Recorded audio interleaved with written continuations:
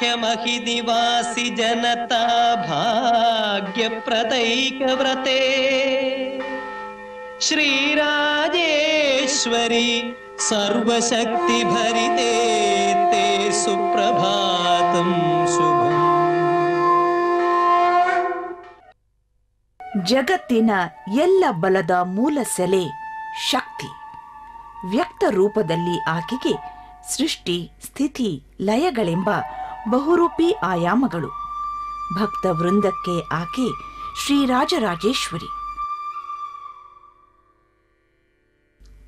ರಾಜರಾಜೇಶ್ವರಿಯೇ ಲಲಿತೆಯಾಗಿ, ತ್ರಿಪುರ ಸುಂದರಿಯಾಗಿ, ಜಗದ್ರಕ್ಷಕಿ. ಮಹಾಮಾತೆಯ ದಿವ್ಯ ಸ್ವರೂಪ ಅನನ್ಯ ಆನಂದ ನೀಡುವ ಮಹಾತಾಯಿಯದು. ತ್ರಿನೇತ್ರಗಳು, 4 ಕೈಗಳ ದೈವೀ ಸ್ವರೂಪವದು. ಆಕೆಯ ಕರಕಮಲಗಳಲ್ಲಿ ಅಂಕುಶ, ಪಾಶ, ಇಕ್ಷುದಂಡ ಮತ್ತು ಪಂಚಹೂಗಳ ಪುಷ್ಪ ಬಾಣಗಳು ದುಷ್ಟ ಪ್ರವೃತ್ತಿಗಳ ದಮನವನ್ನು, ಪ್ರಾಪಂಚಿಕ ಭೋಗಗಳ ಮೋಹವನ್ನು, ಅಸ್ಖಲಿತ ಬುದ್ಧಿಶಕ್ತಿಯನ್ನು ಮತ್ತು ಪಂಚೇಂದ್ರಿಯಗಳ ಚಾಂಚಲ್ಯವನ್ನು ಸಂಕೇತಿಸುತ್ತಿರುವ ದಿವ್ಯ ಸಂಕೇತಗಳಿವು. ಮಾನವ ಜನ್ಮದ ಪರಮೋಚ್ಚ ಗುರಿ ಎಂದರೆ ಜಗನ್ಮಾತೆಯ ಸಾಕ್ಷಾತ್ಕಾರ. ಆಕೆಯ ಪರಮ ಪವಿತ್ರ ಪಾದ ಪದ್ಮಗಳಿಗೆ ಸಂಪೂರ್ಣ ಶರಣಾಗುವುದರಿಂದ ಮಾತ್ರ ಈ ಧ್ಯೇಯ ಸಾಧನೆ ಸಾಧ್ಯ.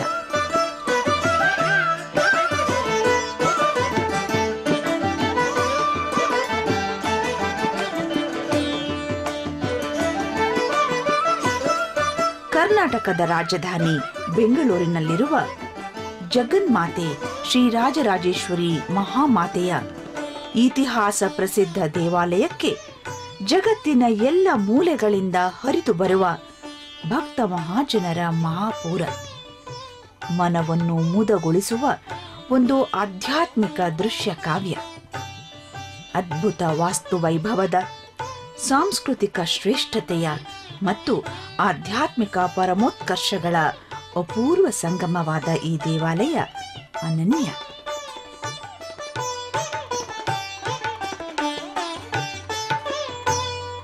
ರಾಜರಾಜೇಶ್ವರಿ ದೇವಿಯ ಕಾರಣದಿಂದಾಗಿ ರಾಜರಾಜೇಶ್ವರಿ ನಗರ ಎಂದು ಹೆಸರಾದ ವಿಸ್ತೃತ ನಗರ ಪ್ರದೇಶದ ಹೃದಯದಂತೆ ಈ ದೇವಾಲಯವಿದೆ.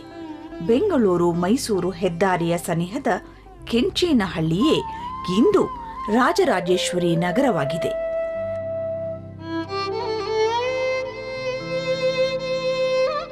ಜಗನ್ಮಾತೆಯ ದಿವ್ಯ ಸ್ವರೂಪವನ್ನು ಅದ್ಭುತವಾದ ದೇವಾಲಯ ಸಂಕೀರ್ಣದಲ್ಲಿ ಸಾಕ್ಷಾತ್ಕರಿಸಿದವರು ಪರಮ ಪೂಜ್ಯ ಪರಮಾಚಾರ್ಯ ಜಗದ್ಗುರು ಶ್ರೀ ಶ್ರೀ ಶ್ರೀ ಶಿವರತ್ನಪುರಿ ಮಹಾಸ್ವಾಮಿಗಳು. ಅಸಂಖ್ಯ ಭಕ್ತ ಕೋಟೆಯ ನಡುವೆ ಶ್ರೀ ತಿರುಚಿ ಸ್ವಾಮಿಗಳೆಂದೇ ಖ್ಯಾತರಾದ ಪಾವನ ಯತಿಗಳು. ಶ್ರೀಗಳವರು ಶ್ರೀ ಕೈಲಾಸ ಆಶ್ರಮ ಮಹಾಸಂಸ್ಥಾನದ ಸಂಸ್ಥಾಪಕರು. ಈ ಮಹಾಸಂಸ್ಥಾನವನ್ನು ಮುನ್ನಡೆಸುತ್ತಿರುವ ಮಹಾನ್ ದ್ರಷ್ಟಾರರು. ಅದೊಂದು ತಂಬೆಲೆರ ಚುಮು ಚುಮು ಬಿಸಿಲ ಮುಂಜಾವು. 1960 ಜನವರಿ ತಿಂಗಳು ಮಹಾಸ್ವಾಮಿಗಳು ಮೈಸೂರಿನೆಡೆಗೆ ಪ್ರಯಾಣ ಬೆಳೆಸಿದ್ದರು. ಅನತಿ ದೂರದಲ್ಲಿ ನೈಋತ್ಯ ದಿಕ್ಕಿನಲ್ಲಿ ಸ್ವಾಮಿಗಳ ದೃಷ್ಟಿಗೆ ಬಿದ್ದದ್ದು ದಿಗಂತದಂಚಿನಲ್ಲಿ ಸುತ್ತು ಹಾಕುತ್ತಿದ್ದ 3 ದಿವ್ಯ ಗರುಡ ಪಕ್ಷಿಗಳು.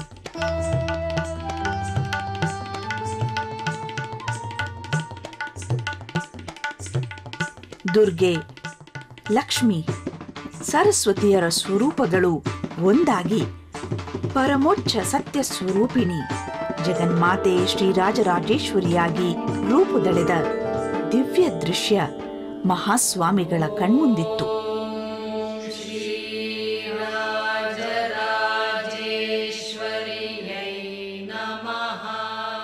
ಆಶ್ಚರ್ಯಚಕಿತರಾಗಿ ಕಾರಿನಿಂದಿಳಿದು ಕೆಂಚೇನಹಳ್ಳಿಯ ನಿಟ್ಟಿನಲ್ಲಿ ಹೆಜ್ಜೆ ಇರಿಸಿದ ಮಹಾಸ್ವಾಮಿಗಳ ಮನಮಂದಿರದಲ್ಲಿ ದಿವ್ಯ ನಿರ್ಣಯವೊಂದು ಮೈದೋರಿತ್ತು. 1960 ಏಪ್ರಿಲ್ 3 ಶುಭ ದಿನದಂದು ಕೈಲಾಸ ಆಶ್ರಮದ ಸಂಸ್ಥಾಪನೆಯಾಯಿತು. ಶ್ರೀ ಜಗನ್ಮಾತೆಯ ಮಹಾಮಹಿಮೆಯನ್ನು ಬೆಳಗಿ ತೋರುವ ಅದ್ಭುತ ಮಂದಿರವೊಂದನ್ನು ನಿರ್ಮಿಸುವ ನಿರ್ಧಾರ ಹರಳುಗಟ್ಟಿ ರೂಪುದಳೆಯತೊಡಗಿತು.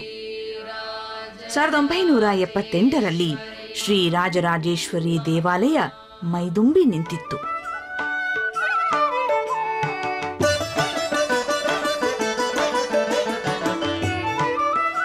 ದ್ರಾವಿಡ ವಾಸ್ತುಶಿಲ್ಪ ಶೈಲಿಯಲ್ಲಿ ಸಿದ್ಧಗೊಂಡ ಈ ಮಹಾನ್ ದೇವಸ್ಥಾನ ಶ್ರೀ ಜ್ಞಾನಾಕ್ಷಿ ರಾಜರಾಜೇಶ್ವರಿಯ ದೇಗುಲ ಶುದ್ಧಾಂಗ ಬೆಣಚುಕಲ್ಲಿನಲ್ಲಿ ಕಟೆದ ದೃಶ್ಯಕಾವ್ಯ.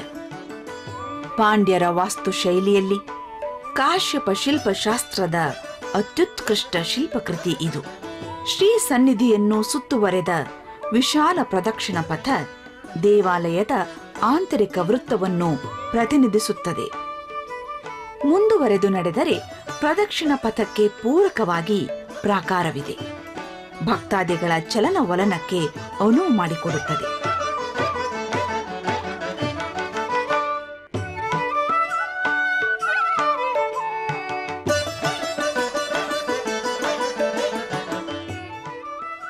ಮೂರನೆಯ ಪ್ರಾಕಾರ ಅಂತಿಮ ಪ್ರದಕ್ಷಿಣಾ ಮಾರ್ಗ ಪಾಂಡ್ಯ ಸಂಪ್ರದಾಯಕ್ಕೆ ಅನುಗುಣವಾಗಿದೆ. ಭಕ್ತಜನ ದೇವಾಲಯವನ್ನು ಪ್ರವೇಶಿಸುತ್ತಿದ್ದಂತೆಯೇ ಎದುರಾಗುವ ಅದ್ಭುತ ಪ್ರಾಂಗಣ ಅವರ ಮನಗಳಲ್ಲಿ ಭಕ್ತಿ ಮತ್ತು ಗೌರವ ಭಾವ ಮೈದುಂಬುತ್ತದೆ. ಇಲ್ಲಿಯೇ ಅನುವೆಟ್ಟಿಕಾಲ್ ಮಂಟಪವಿದೆ. ಧ್ವಜಸ್ತಂಭ ಅಥವಾ ಕೊಡಿಮರಂ ಇರುವುದು ಇಲ್ಲಿಯೇ. ಗರ್ಭಗೃಹವನ್ನುಳಿದಂತೆ ಈ ಕೇಂದ್ರವೇ ದೇವಾಲಯದ ಅನಂತ ಚಟುವಟಿಕೆಗಳ ತಾಣ.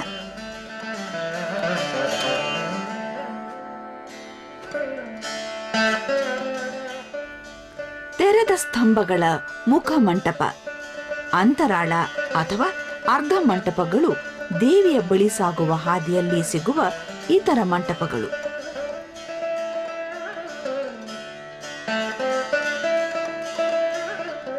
ಇವುಗಳನ್ನು ದಾಟಿ ಗರ್ಭಗೃಹದ ಮುಂದೆ ನಿಂತರೆ ಶ್ರೀ ಜ್ಞಾನಾಕ್ಷಿ ರಾಜರಾಜೇಶ್ವರಿ ದೇವಿಯ ಮನಮೋಹಕ ದಿವ್ಯ ಮೂರ್ತಿ 6 ಅಡಿ ಎತ್ತರಕ್ಕೆ ಸಿಂಹಾಸನದ ಮೇಲೆ ಬಲಗಾಲು ಮಡಿಚಿ ತುಂಬಿ ಅರಳಿದ ಕಮಲದ ಮೇಲೆ ಎಡಗಾಲನ್ನಿರಿಸಿ ಕುಳಿತ ಮಹಾತಾಯಿ.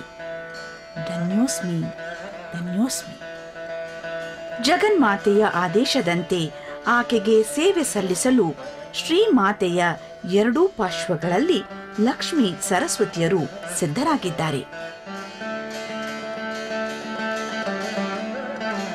ಗರ್ಭಗೃಹವನ್ನಾವರಿಸಿರುವ ಗೋಡೆಗಳಲ್ಲಿ ವಿಶ್ವ ಚೈತನ್ಯವನ್ನು ಪ್ರತಿನಿಧಿಸುವ